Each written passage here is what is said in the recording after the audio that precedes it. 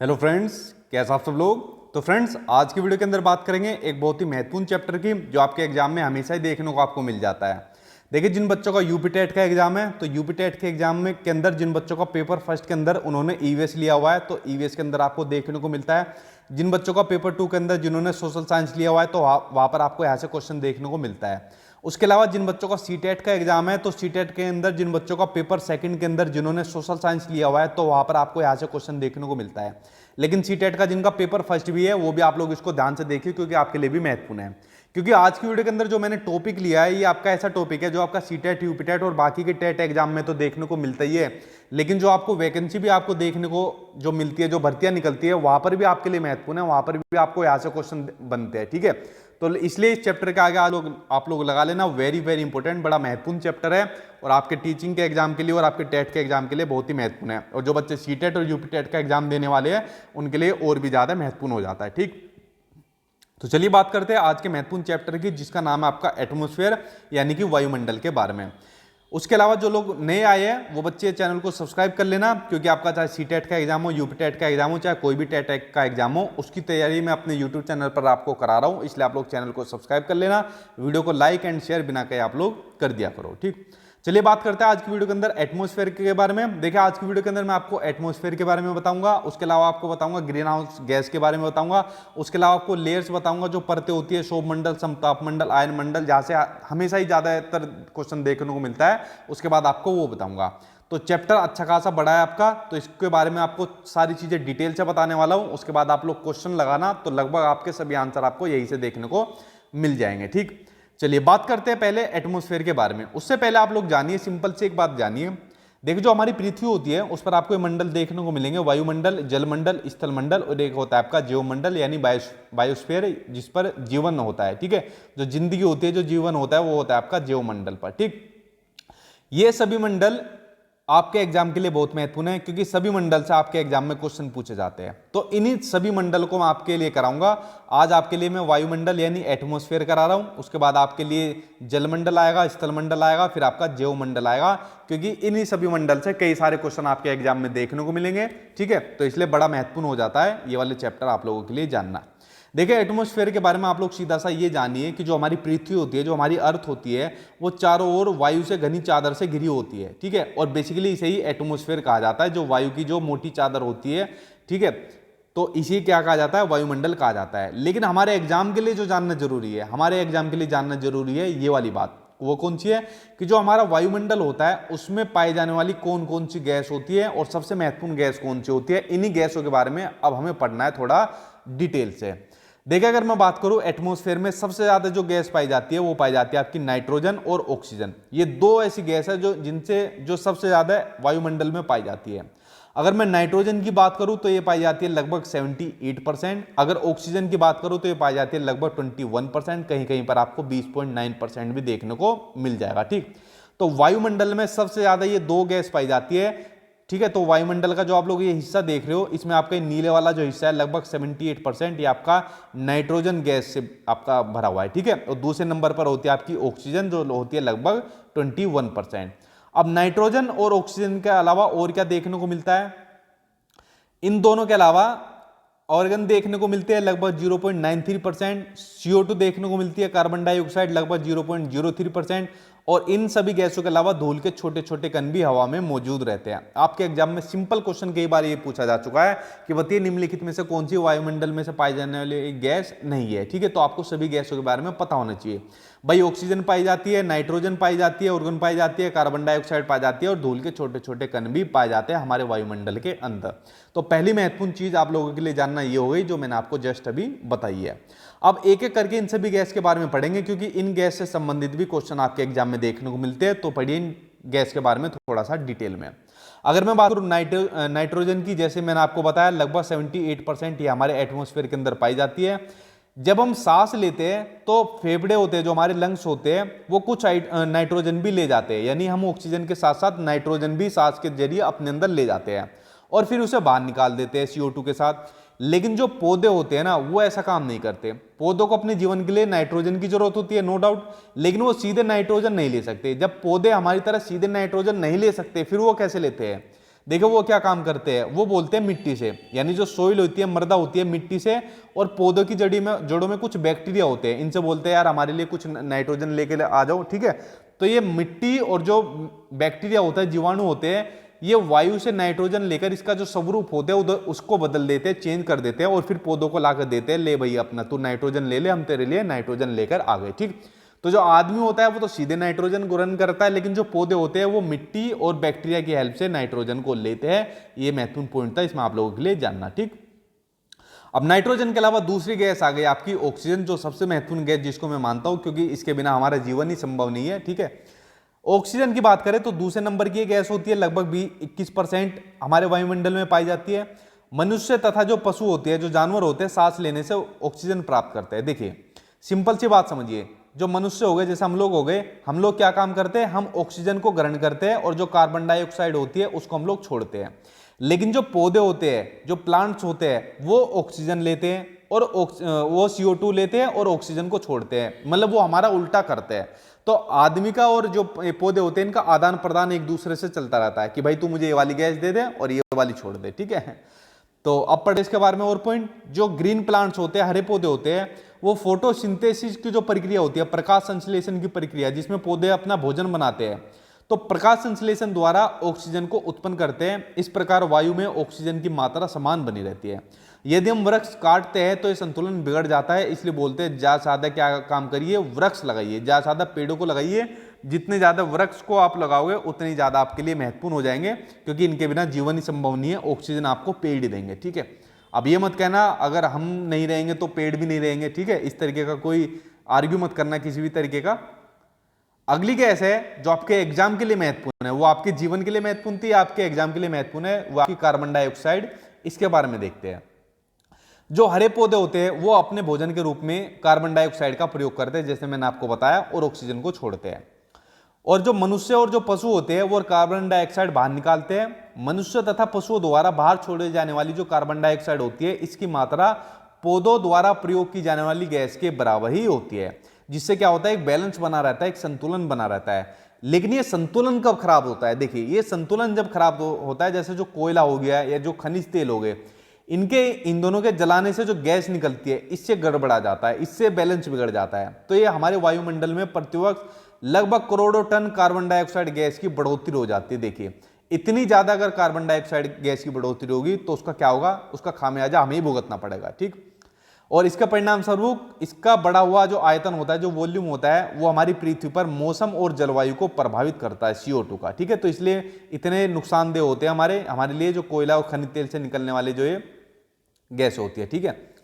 अब बात करते हैं आगे पॉइंट के बारे में। कार्बन डाइऑक्साइड का सबसे महत्वपूर्ण क्वेश्चन जो आपके एग्जाम में देखने को मिलता है वो है आपका ग्रीन हाउस इफेक्ट के नाम से। वेरी वेरी इंपोर्टेंट लगाओ इसका आगे, green house effect, green house प्रभाव आखिरकार होता क्या है। देखिए सिंपल सा इसको समझिए, यहां पर बोल जाइए क्या लिखा हुआ है, यहां पर फोटो पर आ जाइए। ये जो फोटो आपको दिख रही है सामने स्क्रीन पर, ये हो गया सूरज और ये हो गई हमारी पृथ्वी और ये हो गया पृथ्वी के चारों ओर जो हमारा एटमॉस्फेयर है, ठीक है। अब देखिए जो सूरज से ये जो किरणें आ रही है, ये सूरज से किरणें आ रही है ना, ये किरणें क्या आती है, हमारी पृथ्वी पर आती है और पृथ्वी पर आकर इसकी सतह से टकराकर ये वापस ऊपर को जाती है। तो वापस ऊपर जाके जाती है तो यहाँ पर बैठी रहती है कार्बन डाइऑक्साइड, यहाँ पर बैठी रहती है मीथेन, तो यहाँ पर ये बहुत सारी गैसें बैठी रहती है। ये वापस इसको नीचे धकेल देती है कि ऊपर कहा जा रहा है, नीचे जाकर अपना जा, ऊपर आने की क्या जरूरत है, ऊपर तो हम रहेंगे, ठीक है। तो जब ये किरणें जो सूरज से जो किरणें आ रही है और जब ये सतह से टकराकर ऊपर जाने की वजह वापस नीचे आ जाती है, तो यही होता है आपका ग्रीन हाउस इफेक्ट।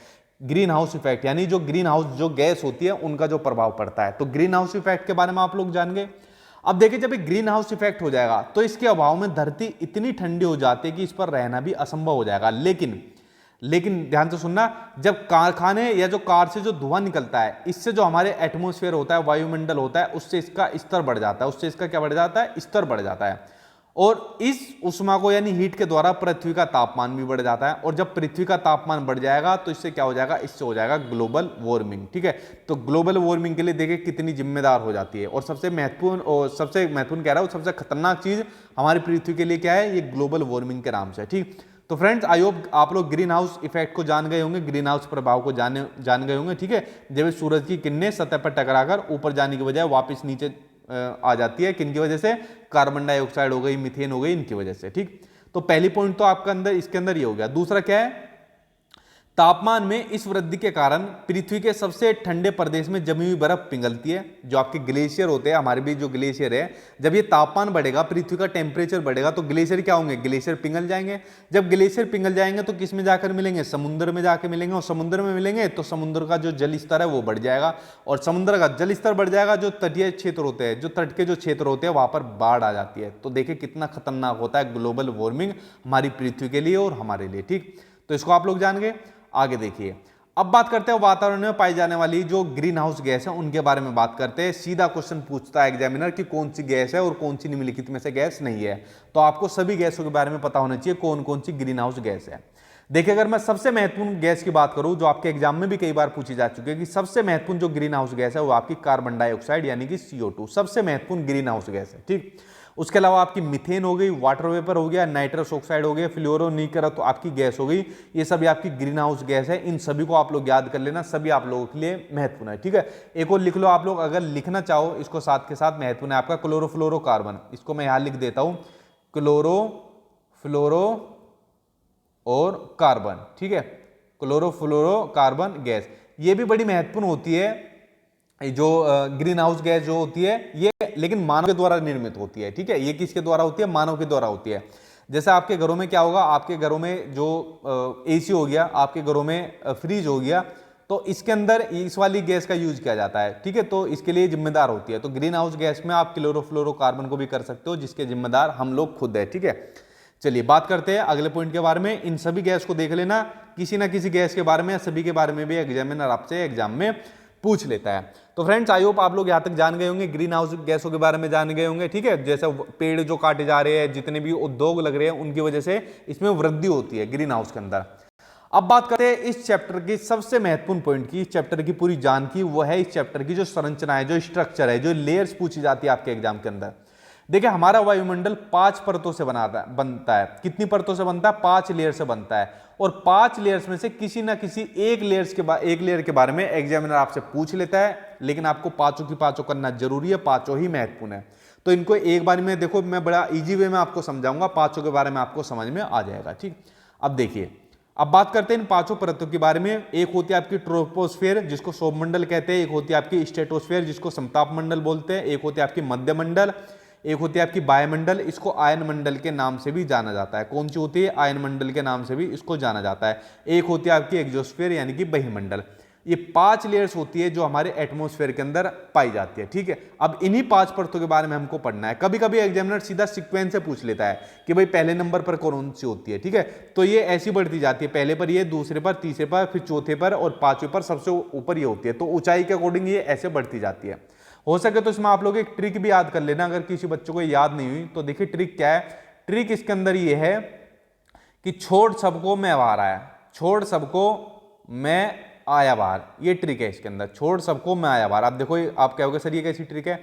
छोड़ का मतलब है सौरमंडल, सबके का मतलब है समताप मंडल, मैं का मतलब है मध्यमंडल, आया का मतलब है आपका आयन मंडल, जो मैंने आपको बताया था चौथा पार्ट है, और बाहर का मतलब है आपका बहिर्मंडल। ठीक है, तो आप लोग इसको समझ गए ट्रिक को। अब पढ़ते हैं इसको, इनके बारे में थोड़ा डिटेल से। ये तो जस्ट मैंने एक ऐसी कैजुअली आपको ट्रिक बता दी थी। जो पहली जो परत है इसके बारे में पढ़ते हैं। देखिए, जैसे जैसे ऊंचाई पर हम लोग जाते हैं, इसको आप लोग ध्यान से समझना, एक बार आपको ध्यान से समझाता हूं। जैसे जैसे पृथ्वी की सतह से हम लोग ऊपर जाते रहते हैं, तो इसी तरीके से हमारी जो लेयर्स है ये भी ऊपर की तरफ जाती रहती है। ठीक है, तो इसी के बारे में हम लोग बात करेंगे। जो पहली परत है जो पृथ्वी के जो सतह के सबसे नजदीक है, वो आपकी सौरमंडल ट्रोपोस्फेयर है। देखिए, इसके अंदर क्या क्या महत्वपूर्ण पॉइंट है। इसकी जो एवरेज ऊंचाई है वो है आपकी 13 किलोमीटर, औसत ऊंचाई है लगभग आपकी 13 किलोमीटर होती है। और इसी मंडल में हम क्या लेते हैं, सांस लेते हैं, इसी मंडल के हम अंदर सांस लेते हैं। अब सबसे महत्वपूर्ण पॉइंट इसके अंदर आपके लिए जानना ये जरूरी है कि मौसम से संबंधित जितनी भी घटनाएं होती है, मौसम से संबंधित लगभग आपकी सभी घटनाएं, जैसे बारिश होना, कोहरा होना, आंधी तूफान आना, ओले पड़ना, वो सब आपकी इसी लेयर के अंदर होती है, आपके ट्रोपोस्फेयर के अंदर होती है। ठीक, तो पहला पॉइंट तो आपका ये हो गया जो महत्वपूर्ण है। ठीक है, तो मौसम से संबंधित सभी घटनाएं आपकी ट्रोपोस्फेयर के अंदर आ जाएगी, पहली लेयर होगी। अब पहली लेयर से ऊपर जब हम और थोड़ी और ऊंचाई पर चलते हैं, तो थोड़ी और ऊंचाई पर चलने पर दूसरी आ जाती है आपकी समताप मंडल, स्ट्रेटोस्फेयर आ जाती है दूसरी। ठीक, ये कितनी ऊंचाई पर होती है? ये लगभग होती है आपकी 50 किलोमीटर की ऊंचाई तक। कितनी? 50 किलोमीटर की ऊंचाई तक। और बादलों और मौसम संबंधी घटनाओं से लगभग ये मुक्त होती है। ना तो इसके अंदर आपको बादल मिलेंगे ना मौसम संबंधी घटनाएं मिलेंगी, जैसे बारिश होना, ओले पड़ना, वो सब इसके नीचे नीचे हो जाते हैं, यानी सौरमंडल के अंदर आपको सभी देखने को मिलते हैं। अब इसके अंदर सबसे महत्वपूर्ण पॉइंट है कि जो हवाई जहाज जो उड़ते हैं, जो हवाई जहाज उड़ते हैं वो आपके इसी लेयर के अंदर उड़ते हैं, स्ट्रेटोस्फेयर के अंदर उड़ते हैं। देखो आप लोग कभी हवाई जहाज के अंदर बैठना, ठीक, भगवान करे जल्दी जॉब मिले और इसके अंदर बैठने का आपको सौभाग्य मिले। मैं तो कई बार बैठ चुका हूं एरोप्लेन के अंदर। जब आप लोग एरोप्लेन से नीचे देखोगे ना, तो एरोप्लेन से नीचे देखने पर पता है आपको क्या दिखेंगे? एरोप्लेन से नीचे देखने पर आपको देखने को मिलेंगे बादल। इसलिए मैंने कहा कि जो एरोप्लेन होता है वो आपका स्ट्रेटोस्फेयर के अंदर उड़ता है, क्योंकि अगर बादलों के अंदर उड़ेगा या मौसम संबंधी घटनाओं के अंदर उड़ेगा और बिजली आ गई, ठीक है, बिजली कड़क गई या फिर बारिश आ गई, तो एरोप्लेन नहीं उड़ जाएगा, एरोप्लेन क्रैश हो जाएगा, ठीक है। इसलिए एरोप्लेन को इस वाले में उड़ाते हैं, स्ट्रेटोस्फेयर के अंदर उड़ाते हैं। और ये आपके लिए महत्वपूर्ण है, कई बार एग्जाम में पूछा भी जा चुका है। देखिए अगर मैं समताप मंडल की बात करूं तो दूसरी और महत्वपूर्ण चीज समताप मंडल की आ जाती है, बहुत ही महत्वपूर्ण होती है आपके लिए, इसको जानना बहुत जरूरी है। यहां से कई क्वेश्चन आपके एग्जाम में बनते हैं। समताप मंडल की एक महत्वपूर्ण विशेषता यह है कि जो ओजोन गैस है, जो ओजोन गैस की जो परत होती है वो आपकी किस में होती है? समताप मंडल में होती है, ओजोन गैस की परत होती है। और ये जो परत होती है वो सूरज से आने वाली जो हानिकारक किरणें होती है, हानिकारक किरणें कौन सी होती है? पराबैंगनी किरणों के नाम से इनको जाना जाता है, अल्ट्रा वायलेट रेज जो होती है उनके नाम से इसको जाना जाता है। तो जो सूरज से पराबैंगनी किरणें आती है उनसे हमारी हेल्प करती है ओजोन गैस की जो हमारी लेयर होती है। देखिए सिंपल सा समझिए, यहां से आप लोगों के लिए कई सारे पॉइंट मैं आप लोगों को बताऊंगा, इनको आप लोग केयरफुली सुनना, आपके एग्जाम में पूछे जा चुके हैं। ये रहा सूरज और ये रही पृथ्वी। अब पृथ्वी के चारों तरफ ये जो ओजोन गैस की जो परत है, ये जो परत होती है ना, ये जो पृथ्वी से जो पराबैंगनी किरणें आ रही है इनसे हमारी मदद करती है। पराबैंगनी किरणें आपकी यूवी ए होती है, यूवी बी होती है, यूवी सी होती है। लेकिन अगर मैं सबसे खतरनाक की बात करूं कि सबसे खतरनाक कौन सी किरण होती है, तो होती है आपकी यूवी सी, ये सबसे खतरनाक होती है। इससे क्या होता है? इससे स्किन का कैंसर होता है। क्या होता है? स्किन का कैंसर होता है, त्वचा का कैंसर होता है यूवीसी से, ठीक है। तो यूवीसी सबसे खतरनाक होगी, यूवी ए बी सी के अंदर पराबैंगनी किरणें होगी, ठीक है, इनको रोकने का काम करती है, ओजोन गैस की परत काम करती है। अब देखिए एक महत्वपूर्ण पॉइंट आता है आपका कि ओजोन दिवस कब मनाते हैं। ओजोन परत के बारे में इसको जागरूकता के लिए ओजोन दिवस मनाया जाता है, और वो मनाया जाता है आपका 16 सितंबर को।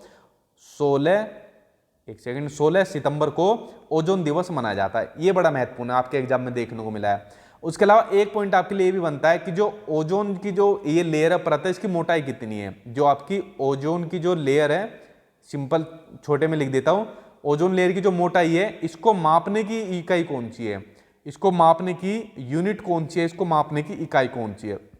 तो इसका नाम आप लोग लिख सकते हो, इसके नापने की इकाई है डोप्सन। डोप्सन इकाई है इसके नापने के, ठीक है, कि ओजोन की परत की जो मोटाई होती है कि भाई कितनी मोटाई बची है, ये नापने के लिए डोप्सन इकाई का यूज किया जाता है। तो देखिए फ्रेंड्स कितने महत्वपूर्ण क्वेश्चन आपके लिए यहां से बने हैं, जो आपके एग्जाम में कई बार देखने को मिलते हैं कि जो ओजोन गैस की जो परत होती है वो सूरज से आने वाली हानिकारक किरणें, जिनका नाम पराबैंगनी किरणें होता है, उनसे हमारी रक्षा करती है। और आपके किसके अंदर देखने को मिलती है? समताप मंडल यानी स्ट्रेटोस्फेयर के अंदर ये देखने को मिलती है। सबसे खतरनाक किरण होती है आपकी यूवीसी, जिसके स्किन कैंसर होता है। ओजोन दिवस आपका 16 सितंबर को मनाया जाता है, और जो इसकी मोटाई को मापने की इकाई होती है वो होती है आपकी डोप्सन। ये जितने भी पॉइंट अभी आपको बताया सभी महत्वपूर्ण है, और सभी कई बार आपके यूपी टेट के एग्जाम में तो भर भर के पूछे गए हैं, ठीक है, और सी टेट के पेपर 2 में भी आए हैं। देखिए अब बात करते हैं अगली परत की। अब हम थोड़ा और ऊंचाई पर आ गए। अब आ गई आपकी मेजोस्फीयर। यह वायुमंडल की तीसरी परत है और समताप मंडल के ठीक ऊपर होती है, और लगभग 80 किलोमीटर की ऊंचाई तक फैली हुई है ये वाली परत मेजोस्फीयर, ठीक। अब इसमें सबसे महत्वपूर्ण पॉइंट आपके लिए जानना जरूरी कि जो अंतरिक्ष से प्रवेश करने वाले जो मेट्रोइड होते हैं, जो उल्कापिंड होते हैं, वो इस परत में आने पर क्या होते हैं? जल जाते हैं। देखिए अगर ये वाली परत नहीं होगी ना, तो उसके बाद जो ये उल्कापिंड आप लोग देख रहे हो, अगर हमारी पृथ्वी पर आकर ये टकरा गए या गिर गए तो इतना बड़ा विनाश पहुंचाएंगे, अच्छा खासा जान का माल का नुकसान कर देंगे, ठीक है। तो उल्कापिंड इस परत में आने पर क्या होते हैं? जल जाते हैं। इस वाली लेयर में आने पर जल जाते हैं, मेजोस्फीयर में यानी कि मध्य मंडल में। तो फ्रेंड्स ये 3 हो गई। अब देखते हैं आपकी जो 2 बची हुई है उनके बारे में पढ़ते हैं। अगली आ गई आपकी थर्मोस्फीयर, वायुमंडल, यानी कि जिसका एक और नाम बताया मैंने आपको, आयन मंडल भी आपको बताया। इसके बारे में अब हम लोग पढ़ते हैं, ठीक। तो वायुमंडल में बढ़ती ऊंचाई के साथ साथ तापमान यानी जो टेम्परेचर होता है वो भी तेजी से बढ़ता है। जैसे जैसे ऊपर जाएंगे टेम्परेचर बढ़ता जाएगा। तो आयन मंडल इस परत का एक भाग है, जैसे कि मैंने आपको बताया, दूसरा इसका पार्ट है, और यह है 80 से 400 किलोमीटर तक फैला हुआ है। कौन फैला हुआ है? आयन मंडल। और रेडियो जो कम्युनिकेशन होता है, रेडियो संचार के लिए इस परत का यूज किया जाता है, ये जानना आपके लिए जरूरी है। जो भी रेडियो का पॉइंट आपका देखने को मिलेगा वो आपका इस वाली लेयर से देखने को मिलेगा, आपकी थर्मोस्फेयर यानी आयनमंडल से देखने को मिलेगा। ठीक है, तो रेडियो कम्युनिकेशन के लिए इस परत का यूज होता है। वास्तव में पृथ्वी से प्रसारित जो रेडियो तरंगे होती है, जो रेडियो की वेव्स होती है ना, ये इस परत द्वारा पुनः पृथ्वी पर परावर्तित हो जाती है। जब ये ऊपर जाएगी, वेव्स तरंगे ऊपर जाएगी, तो इस परत में आने पर ही क्या होती है, वापस पृथ्वी की तरफ आएगी। और इसी के हेल्प से हम क्या काम करते हैं, इसी के हेल्प से हम लोग टीवी देखते हैं। ठीक है, जो भी सैटेलाइट वगैरह होते हैं वो भी आपके इसी के अंदर देखने को मिलते हैं। ठीक है, तो टीवी आप लोग देखे कैसे होते हैं, ये जो आपको रेडियो वेव आपको वापस मिलती है, जो कि होती है आपकी थर्मोस्फेयर के अंदर। ठीक, तो फ्रेंड्स आपके लिए चौथी परत होगी। अब बच्चे आपके लिए आखिरी वाली परत, जिसका नाम है आपका एक्सोस्फीयर बहिर्मंडल। तो यह है वायुमंडल की सबसे ऊपरी परत है, यह सबसे ऊपरी परत है, 5वें नंबर की होगी, सबसे ऊपरी परत है।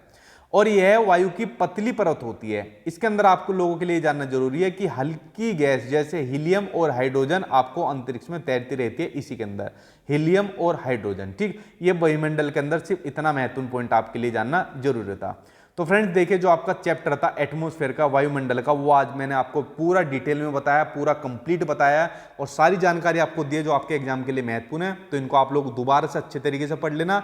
आज आपका ये चैप्टर क्या हो गया, आज आपका चैप्टर कंप्लीट हो गया। जितने भी ऐसे आपके चैप्टर है जो आपके सीटेट, यूपीटेट, टेट के एग्जाम के अंदर पूछे जाते हैं, उनको मैं लगातार अपने यूट्यूब चैनल पर कराता जा रहा हूँ, इसलिए आप लोग चैनल से जुड़ जाना, चैनल को सब्सक्राइब कर लेना। एंड आई होप आपको ये वीडियो पसंद आई होगी, तो इसको आप लोग लाइक और शेयर कर देना। थैंक यू फ्रेंड्स, जल्दी मिलता हूँ किसी दूसरे महत्वपूर्ण चैप्टर के साथ जो आपके एग्जाम में देखने को मिलेगा। Thank you.